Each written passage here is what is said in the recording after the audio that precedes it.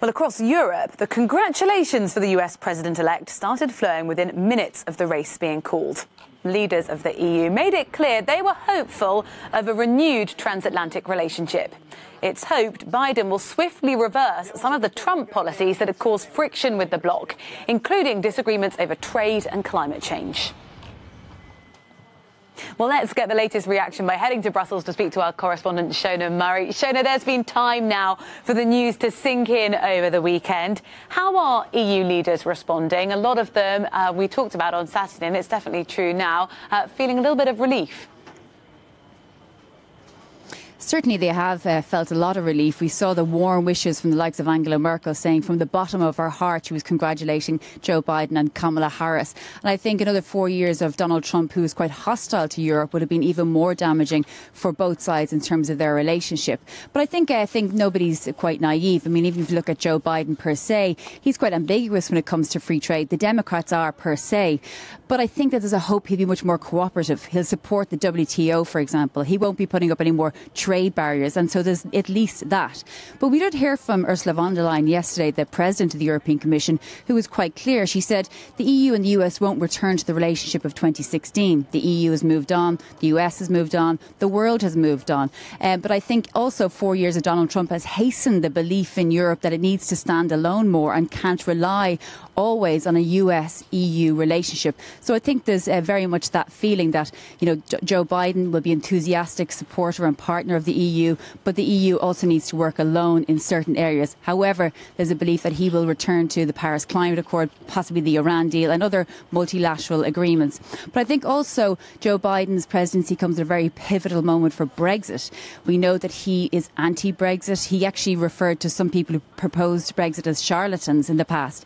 But also he is very much a protector of the Good Friday Agreement and is very critical of the UK for introducing legislation that would breach the withdrawal agreement between the EU and the UK and also possibly breach the Good Friday Agreement. So I think we'll also have to look to the UK to see how it responds to Joe Biden's presidency. But I think generally speaking there is certain relief in Brussels about him winning it. Rosie?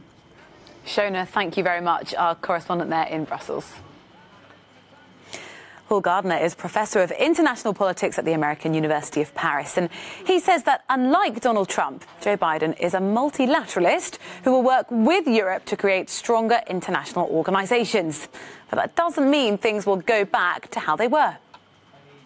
Well, definitely be a reset, but transatlantic relations will never go back to where they were before. Really, Trump's strong support for Brexit, opposition to the Iran nuclear accord, general antagonism towards the EU and Germany really overturned things. And I think that, and also Trump had an obsessive focus on China.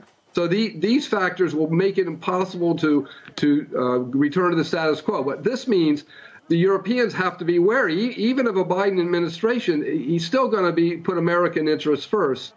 Not quite the same way Trump did, but nevertheless will be pro-American, and therefore Europe really needs to work towards a stronger defense. It needs to unify itself with a Franco-German core, really leading the path for a greater European unity. And this means really redefining. Europe will need to, in the coming years, at the beginning of the Biden administration, will have to redefine its relationship with Russia, with Ukraine, with the wider Middle East, with North Africa. And Europe's going to have to think strategically rather than being under the American thumb. And I think this is very important for Europeans to realize that Trump set into motion a path that's not going to be changed entirely.